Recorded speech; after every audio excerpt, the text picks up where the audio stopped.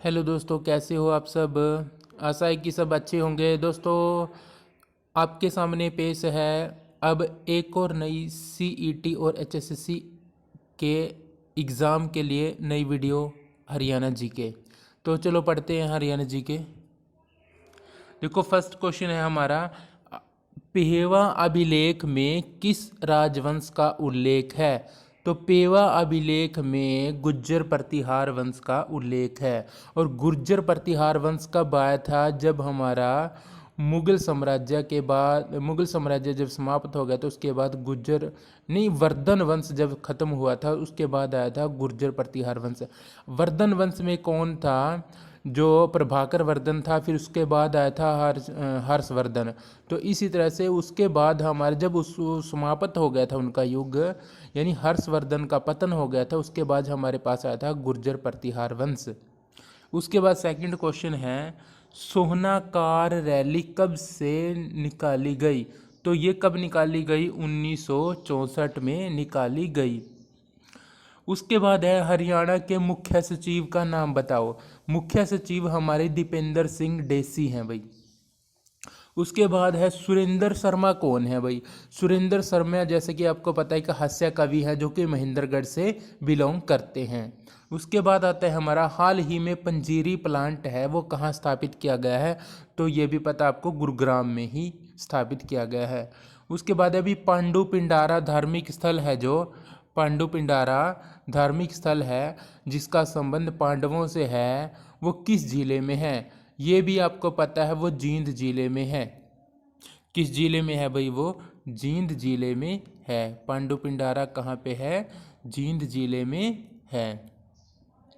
उसके बाद आते हैं हम, देखो अगला क्वेश्चन है, अप्रैल 1966 में नए राज्य हरियाणा के लिए गठित आयोग के अध्यक्ष कौन थे। तो आप सबको ये भी क्वेश्चन पता है, जस्टिस जेसी शाह इस आयोग के अध्यक्ष बनाए गए थे और इसी की सिफारिश पर हरियाणा राज्य उभर कर सामने आया था।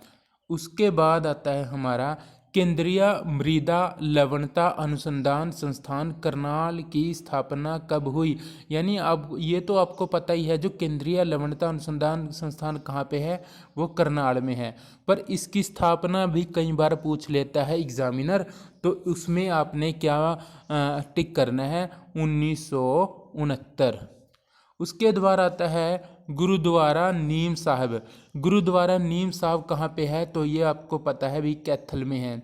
वैसे गुरुद्वारा नीम साहब हमारा अंबाला में भी है, पर आपको ज़्यादातर कैथल ही ऑप्शन मिलेगा, तो आपने कैथल को ही क्लिक करना है।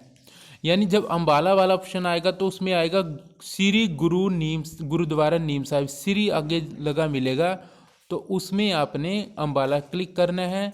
और अगर आए गुरुद्वारा नीम साहब तो आपने कैथल वाले ऑप्शन पे क्लिक करना है। उसके बाद आता है भाई,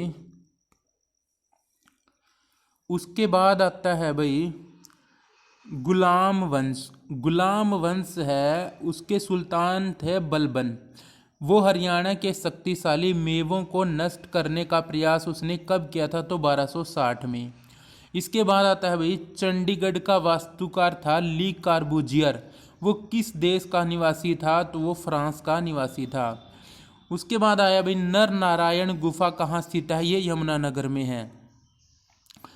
उसके बाद आता है, नाथूराम गोडसे को फांसी हरियाणा के किस जिले में दी गई? तो अंबाला में दी गई। फिर आता है, पलवल को हरियाणा के 21वें जिले का दर्जा किस वर्ष मिला? ये मिला 2008 में। पानीपत का तीसरा युद्ध कौन से सन में हुआ था? तो 1761 में हुआ था। और मैं बताना चाहता हूं कि जो पानीपत का पहला युद्ध हुआ था वो 1526 में हुआ था, बाबर और इब्राहिम लोदी के बीच। सेकंड जो युद्ध हुआ था वो हुआ था 1556 में, उसमें था हेमू और अकबर। उसके बाद पानीपत का तीसरा युद्ध हुआ था इब्राहिम लोदी और मराठों के बीच, वो 1761 में हुआ था। प्रसिद्ध भूतेश्वर महादेव मंदिर कहाँ स्थित है? तो वो जींद जिले में है, जींद जिले में है। उसके बाद प्रसिद्ध स्मारक है किशोरी महल, वो कहाँ स्थित है? वो होडल में है। होडल पड़ता है अपना पलवल में।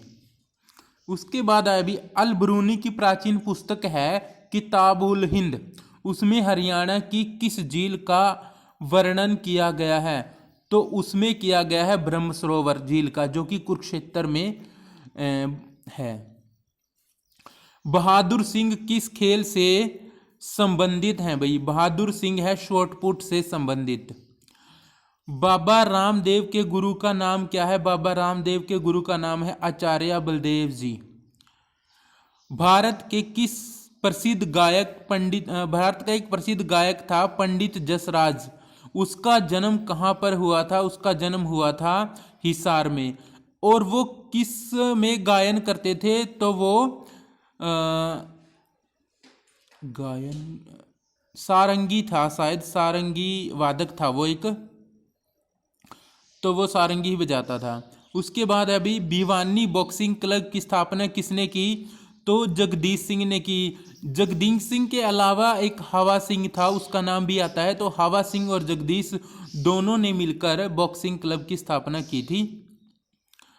उसके बाद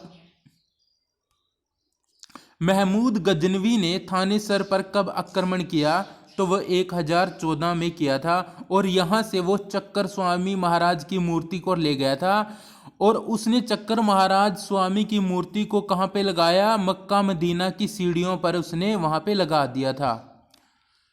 और उसके बाद उसने थानेसर पर आक्रमण तो किया, 1025 के अंदर उसने सोमनाथ मंदिर पर भी आक्रमण किया था, जो कि गुजरात में है।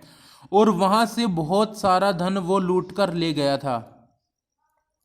इसके बाद आते भी मंजी साहिब गुरुद्वारा कहाँ है? वो कैथल जिले में है।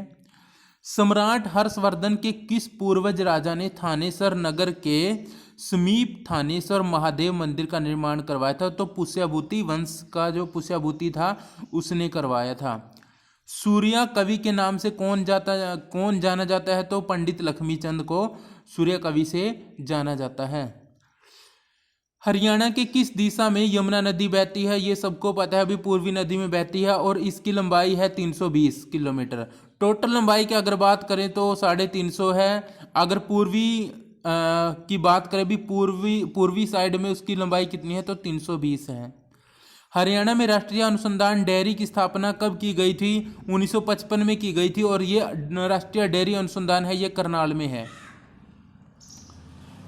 उसके बाद चलते हैं आगे। हरियाणा में सीता माता का प्रसिद्ध व पुराना मंदिर कहाँ स्थित है? ये गुरुग्राम में है। भाई सीता माता का मंदिर भी बोलते हैं इसको, शीतला माता का मंदिर भी बोलते हैं, और मसाणी देवी का मंदिर भी बोलते हैं इसको। मतलब मसाणी देवी, सीता माता, शीतला माता, कुछ भी कह सकते हैं। हरियाणा राज्य में किस वर्ष से डॉक्टर भीमराव अंबेडकर मेधावी छात्र योजना आरंभ की गई थी? 2005 और 6 में ये शुरू की गई थी। हरियाणा लोक चेयरमैन कौन है? ये मनवीर सिंह मडाला है भाई। हरियाणा शतरंज संघ का गठन किस वर्ष हुआ? 1983 में। हरियाणा शतरंज संघ का गठन 1983 में हुआ। ये दोबारा से रिपीटेड क्वेश्चन हो गया। हरियाणा राज्य में किस वर्ष डॉक्टर मेधावी छात्र योजना आरंभ की गई? दोबारा से फिर आ गया ये रिपीटेड क्वेश्चन। हांसी में आसीरगढ़ का किला कब बनवाया गया था? तो ये 12वीं शताब्दी में बनाया गया था। उसके बाद स्मार्ट सिटी योजना के अंतर्गत हरियाणा के कौन से नगर शामिल किए गए हैं? तो करनाल और फरीदाबाद को शामिल किया गया है। हरियाणा पंचायत चुनाव में भाग लेने के लिए महिलाओं और अनुसूचित जाति के प्रत्याशी के लिए न्यूनतम शैक्षणिक योग्यता क्या निर्धारित की गई है? तो 8वीं है भाई। इसके लिए 8वीं पास होना जरूरी है। किस राज्य में पंचायत चुनाव में प्रत्याशी के लिए घर में शौचालय अनिवार्य होगा? ये हरियाणा में लागू हो चुका है। भी अगर कोई पंचायत का चुनाव लड़ेगा, पंचायत का चुनाव में हिस्सा लेगा या चुनाव लड़ेगा, तो उसका अनिवार्य कर दिया भी घर में उसके शौचालय का होना जरूरी है। हरियाणा में सामाजिक सुरक्षा योजना की राशि बैंक खातों में जमा करवाने के लिए योजना को क्या नाम दिया गया? तो इस योजना को नाम दिया गया थारी पेंशन थारे पास। हरियाणा का कितना क्षेत्रफल है? वो एनसीआर के अंतर्गत आता है। तो 57% आता है एनसीआर के अंतर्गत। हरियाणा के लगभग 13 आ गया क्वेश्चन। हरियाणा के कितने जिले एनसीआर के अंतर्गत आते हैं? तो 13 जिले आते हैं। और मुझे ये लग रहा है भी अब 13 नहीं रहे, वो 14 हो चुके हैं। पंडित लक्ष्मी चंद है सांगी ने गुरु रूप में किसकी स्तुति की, यानी किसको उसने गुरु माना था? तो मान सिंह को माना था। पंचायत चुनाव किसकी देखरेख में होते हैं? तो राज्य चुनाव आयोग की देखरेख में होते हैं। पंचायत चुनाव में भाग लेने के लिए न्यूनतम आयु कितनी होनी चाहिए? तो 21 वर्ष होनी चाहिए भाई। पंचायत उच्च न्यायालय लाहौर के पहले भारतीय मुख्य न्यायाधीश सर सादी लाल थे, वो कहाँ के रहने वाले थे? रिवाड़ी के रहने वाले थे। पंजाब और हरियाणा उच्च न्यायालय की स्थापना कब हुई थी? 1975 में हुई थी। राज्य पंजाब पुनर्गठन के लिए संसदीय समिति किसके नेतृत्व में गठित की गई थी? सरदार हुकम सिंह के नेतृत्व में गठित की गई थी। पंजाब विधानसभा के चुनाव कब हुए थे? 1937 में हुए थे भाई। पंजाब सरकार ने क्षेत्रीय फार्मूला कब लागू किया? 24 जुलाई 1956 को लागू किया गया। पंजाब हरियाणा उच्च न्यायालय का पहला मुख्य न्यायाधीश कौन था? जस्टिस रामलाल था भाई। उसके बाद आता है पंजाब हरियाणा का सीमांकन किस आयोग ने किया था? तो जेसी शाह आयोग ने किया था। दोस्तों अगर मेरी वीडियो तुम्हें अब पसंद आई तो लाइक शेयर जरूर कर देना। धन्यवाद दोस्तों।